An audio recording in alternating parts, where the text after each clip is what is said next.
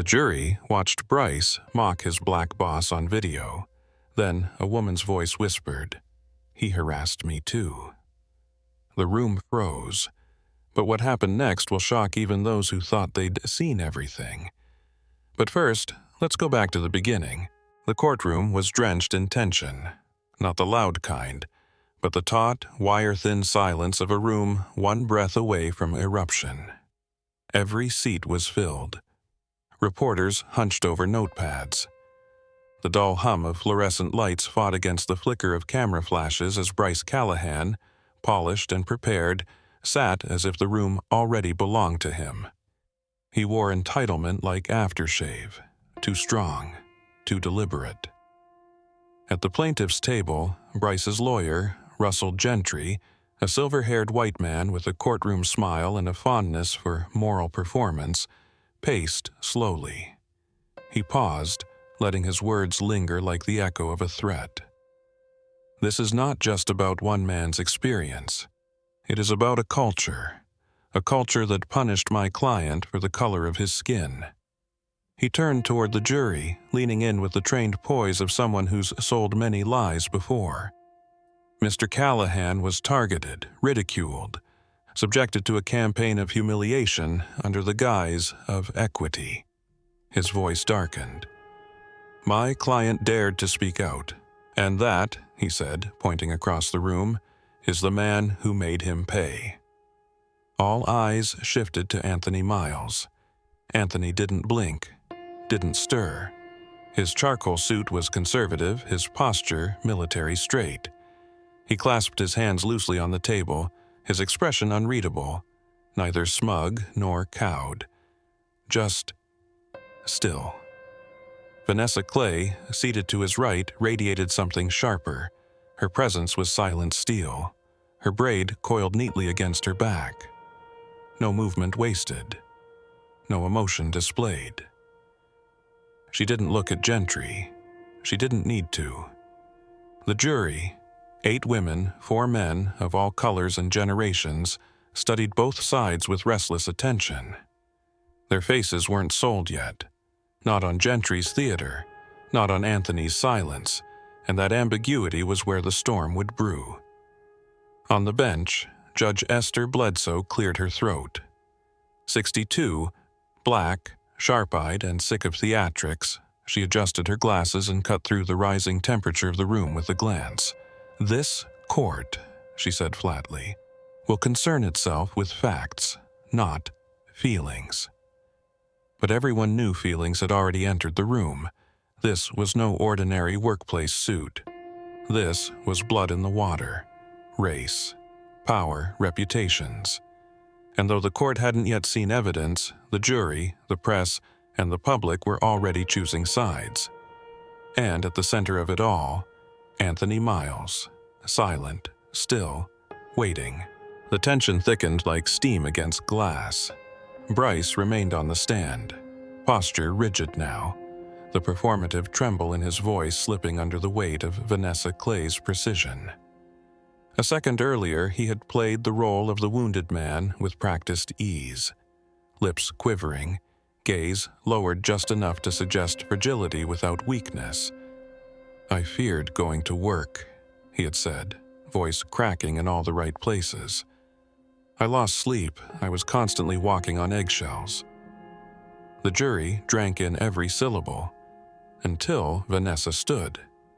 Not abruptly, but with the measured grace of someone who didn't rise to speak, but to strike. She held the courtroom in a stillness sharpened by control. No theatrics, no raised voice, just clarity, cutting like a scalpel.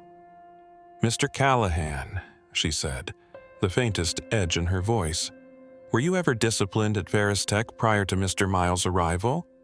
"No," Bryce replied, tone clipped, confident, as if the truth were a blade he had already dulled.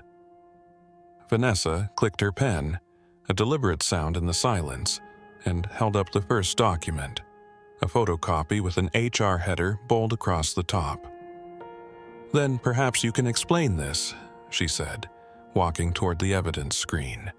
A written warning, dated March 14th, issued for inappropriate sexual comments directed at a female intern. The words landed like a slap. Audible gasps broke out in the gallery. One juror, a middle-aged woman with glasses, narrowed her eyes and leaned back, arms crossed. Bryce's face drained. His lips parted, but no sound came. Vanessa didn't pause. She raised a second document, unfolding it with surgical calm.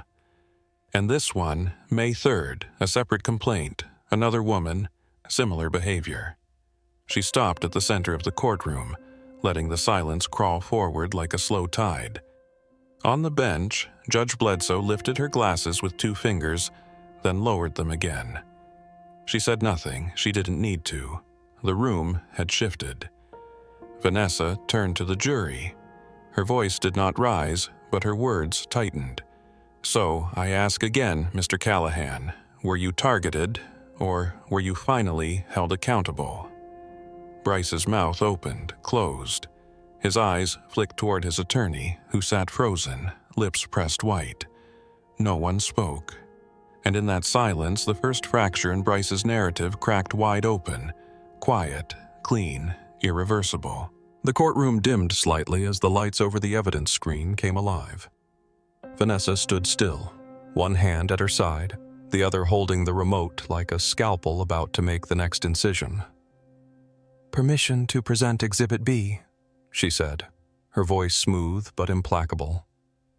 The judge gave a silent nod. With a click, the screen lit up.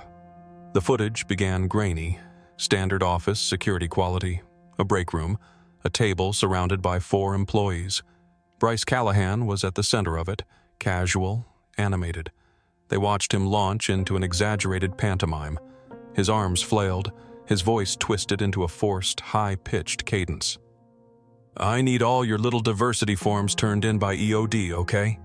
he mocked, placing a hand on his hip and contorting his face into a sneer that made the character he mimicked look foolish, fussy, weak. It wasn't a general impression. It was unmistakably Anthony Miles. The voice was stylized in a cartoonish, black affectation, laced with cruelty. A few co-workers laughed, awkward, brief. One of them visibly glanced at the door before chuckling. Another shifted uncomfortably in her chair, folding her arms. The footage ended. Vanessa let the image fade into black before she spoke. Her tone didn't change. "Mr. Callahan, would you call this professional conduct?" No answer. She didn't press. Instead, she clicked once more. "Exhibit C." Audio filled the room, raw, unpolished, unmistakably real. A woman's voice trembled through the speakers, recorded in one take, with no polish and no rehearsal.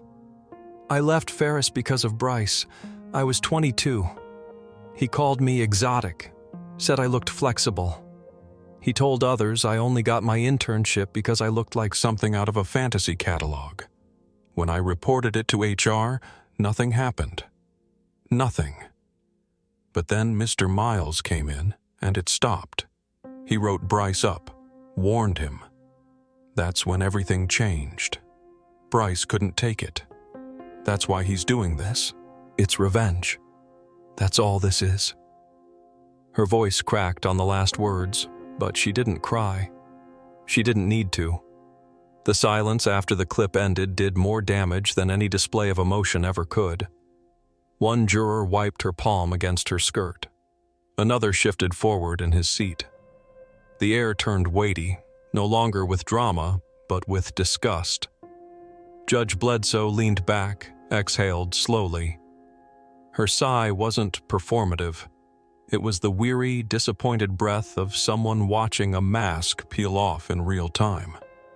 Bryce's jaw tensed. He looked smaller now, his frame stiff, eyes darting to his attorney for rescue that wouldn't come. No one moved. No one spoke. The courtroom was a wound, open and waiting. Vanessa Clay stood squarely before the jury, her heels firm against the polished oak floor, her gaze cutting across each face like a final scan before fire is lit. The courtroom was still, every breath held, every neck craned slightly forward as if the air itself had thickened with the weight of this last truth. "This trial," she began, voice steady but charged with quiet fury, "was never about race weaponized by a man in power. It was about power trying to escape accountability, under the illusion of victimhood." She took one step forward. "Anthony Miles is not on trial for discrimination. He is on trial because he refused to let misconduct go unchecked, because he believed that women deserved to feel safe at work. Because when others turned away, he didn't." A pause, a breath. Her tone sharpened. "What Mr. Callahan cannot accept is that authority looks different now. That justice doesn't always come dressed in his reflection." She let the silence settle around that sentence like a final nail. Then she nodded once to the jury, turned and returned to her seat beside Anthony, who had never moved, never spoken, but whose eyes now held the weight of every word. 30 minutes later, the foreperson rose. "We, the jury, find in favor of the defendant, Mr. Anthony Miles. The case is dismissed with prejudice." The judge leaned forward, the worn leather of her chair creaking beneath her authority. "Furthermore," Judge Bledsoe said, voice clipped and devoid of theatrics, "the plaintiff's conduct throughout this proceeding, both alleged and demonstrated, warrants further examination.